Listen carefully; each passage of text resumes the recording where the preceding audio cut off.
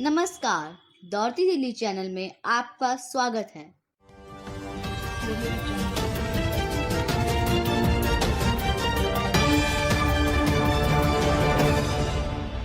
कि आज जो दिन में घटना घटी है वह बहुत ही बंगाल के बारे में एक गलत धारणा बनाने के लिए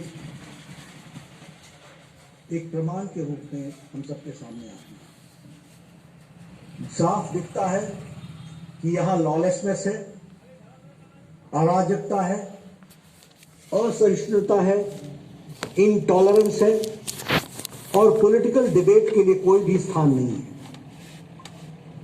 बंगाल जो विचारों के आदान प्रदान के लिए जाना जाता रहा, बंगाल जिसने देश और दुनिया को दृष्टि दी है, बंगाल जहां रविंद्रनाथ टैगोर गुरुदेव जिन्होंने विचारों से दुनिया को जीता है, जहां स्वामी विवेकानंद ने अपने विचारों से दुनिया को जीता है, जहां हमारे श्री अरबिंदो ने अपने विचारों से दुनिया को जीता है, उस बंगाल में आज ममता सरकार ने जिस तरीके से राजनीतिक घटनाक्रम चला रही है वह प्रजातंत्र के लिए अत्यंत घातक, it is detrimental to the Indian democracy. और यह स्पष्ट बताता है कि intolerance by name is Mamata, असहिष्णुता।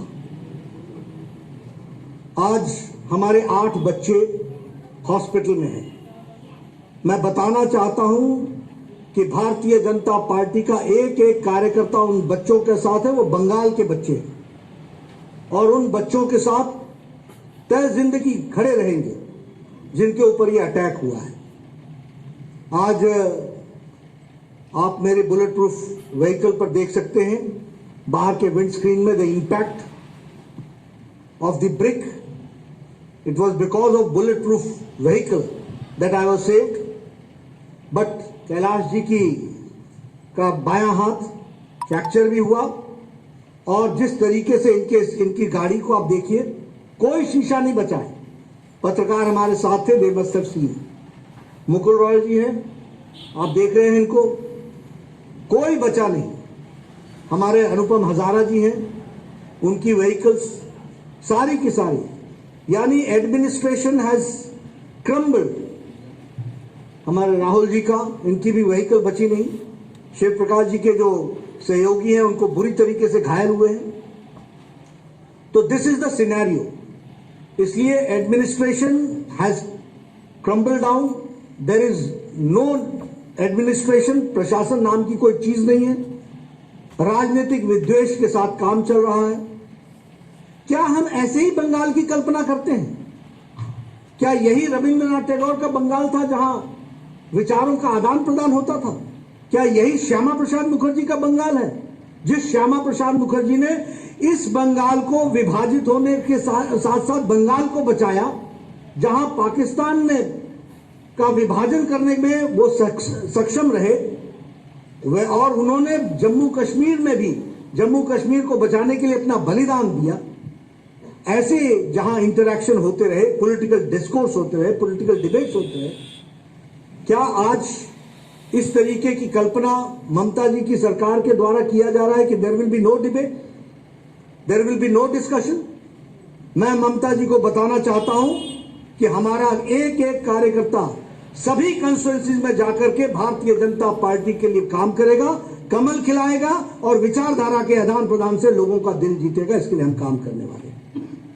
हम इस तरीके की घटना को कभी सहने वाले नहीं हैं। और इसी के साथ साथ मैं यह भी कहना चाहता हूं कि आज जब हम बात करते हैं तो हमको ध्यान में रखना चाहिए कि 1913 में रविंद्रनाथ टैगोर जी को गीतांजलि के लिए नोबेल प्राइज आज के ही दिन मिला था।